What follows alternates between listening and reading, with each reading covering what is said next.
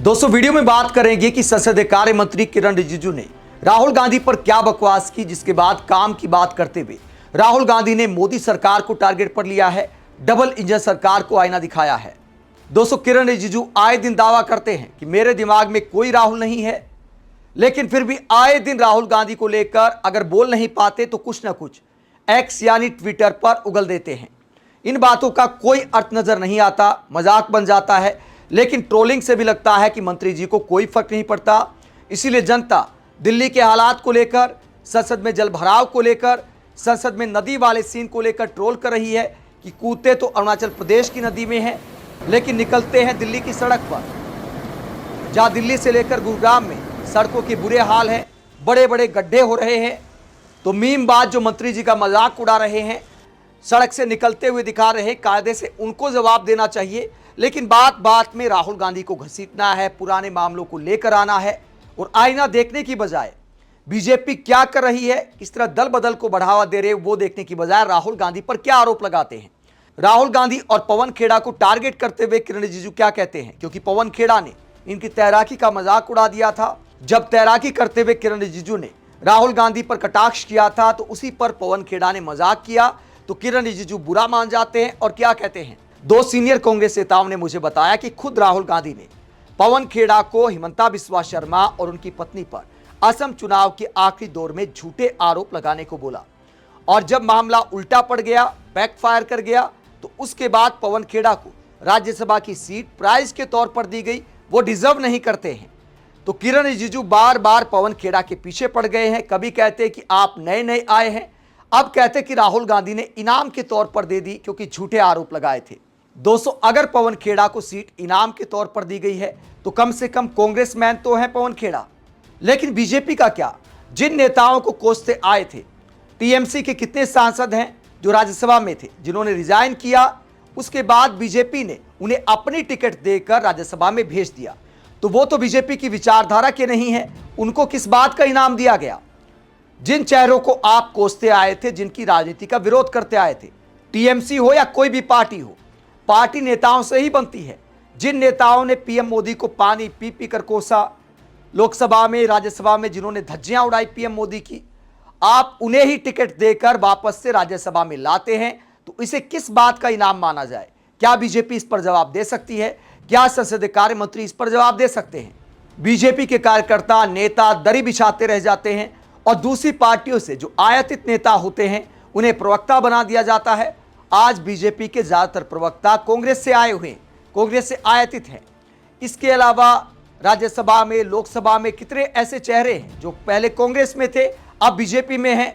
सिर्फ सांसद विधायक नहीं बनाते, मंत्री भी बनाते हैं, और बीजेपी की विचारधारा में यकीन रखने वाले, मोदी मोदी करने वाले सालों तक इंतजार करते रहते हैं। लेकिन इनाम के तौर पर, दल बदल के इनाम के तौर पर बाहर से आए नेताओं को बीजेपी खूब आगे बढ़ाती है। तो क्या इस पर संसदीय कार्य मंत्री जवाब दे सकते हैं? ऐसे में राहुल गांधी पर ऐसी मस्खरी करने की बजाय काम की बातों पर ध्यान देना चाहिए कि डबल इंजन सरकारों में क्या चल रहा है, बिहार में क्या चल रहा है। बीपीएससी की परीक्षा को लेकर जब छात्र प्रोटेस्ट कर रहे हैं तो राहुल गांधी कैसे टारगेट पर लेते हैं। राहुल गांधी ने एक वीडियो शेयर किया, जब एक बच्चा भी बिहार में छात्रों के समर्थन में आया, अपने माता पिता के साथ आया, तो उसके बाद पुलिस उसे वहां से ले जाती है। हालांकि गिरफ्तार तो नहीं किया गया, बाहर ले जाकर छोड़ दिया गया, लेकिन बच्चे को जब इस तरह ले जाया गया तो राहुल गांधी क्या कहते हैं? बिहार के छात्रों का सवाल बहुत सीधा है, भर्ती परीक्षाओं में गड़बड़ी क्यों, पेपर लीक के आरोप पर कार्रवाई क्यों नहीं, और युवाओं के भविष्य के साथ खिलवाड़ कब तक? बीपीएससी की परीक्षाओं का विवाद आज का नहीं है। छात्र लंबे समय से भर्ती प्रक्रिया, परीक्षा पैटर्न, देरी और पारदर्शिता को लेकर सड़कों पर है, पर सरकार जवाब देने की बजाय कर क्या रही है? लाठी और वाटर कैनन चला रही है, छात्रों को हिरासत में ले रही है। सिवान में तो प्रदर्शनकारियों पर AK-47 द्वारा गोलीबारी तक सामने आई। ये सिर्फ पुलिस की कार्रवाई का सवाल नहीं, ये उस बीजेपी सरकार की मानसिकता का सवाल है जिसके पास जवाब नहीं है। इसीलिए वो पुलिस को जवाबदेही से बचने का हथियार बना रही है। बीजेपी सरकार ये समझ ले, लाठी से सवाल नहीं रुकते, डराकर किसी का भविष्य नहीं छीना जा सकता। बिहार के छात्र सवाल पूछते रहेंगे और अब सिर्फ जवाब नहीं, जवाबदेही चाहिए। तो राहुल गांधी जवाबदेही की मांग करते हैं, और नेता विपक्ष जब उठाते ऐसे मुद्दों को तो एक आध बार असर भी होता है, जैसे कि महाराष्ट्र में असर हुआ, आदिवासी छात्रों ने मुद्दा उठाया। जो सरकारी छात्रावास हैं उसमें पढ़ने वाले छात्रों के लिए एज लिमिट क्यों लगाई गई है। इसके अलावा अगर छात्राएं छुट्टी पर आती हैं तो वापसी पर प्रेगनेंसी टेस्ट जैसी चीजें क्यों होती हैं। इस तरह की शिकायत जब राहुल गांधी के सामने आई थी तो उसे लेकर अब मांगे मान ली गई हैं। तो सुप्रिया श्रीनेत क्या कहती हैं। एक बड़ी खबर, महाराष्ट्र ने आदिवासी हॉस्टल में रहने के लिए 30 साल की उम्र सीमा खत्म कर दी है। ये राहुल गांधी की ताकत है। अभी 3 दिन पहले ही छात्रों की गूंज में महाराष्ट्र की स्टूडेंट निशा ने इस मुद्दे को राहुल गांधी के सामने रखा था, जिसके बाद नेता विपक्ष ने 24 अगस्त को इस पर महाराष्ट्र के मुख्यमंत्री देवेंद्र फडणवीस को चिट्ठी लिखकर न्याय की मांग की और अब महाराष्ट्र सरकार ने उम्र सीमा खत्म की। तो सुप्रिया श्रीनेत इसे राहुल गांधी का इंपैक्ट बताती हैं और अगर राष्ट्रीय स्तर पर कोई मुद्दा उठता है तो जाहिर सी बात है पूरी कम्युनिटी में एक मैसेज जाता है कि राहुल गांधी ने हमारे पक्ष में खड़े होने का काम किया, लेकिन बीजेपी सरकार सुनवाई नहीं करेगी तो फिर उनके खिलाफ भी सेंटीमेंट हो सकता है। शायद इसी डर की वजह से इस मांग को माना गया है।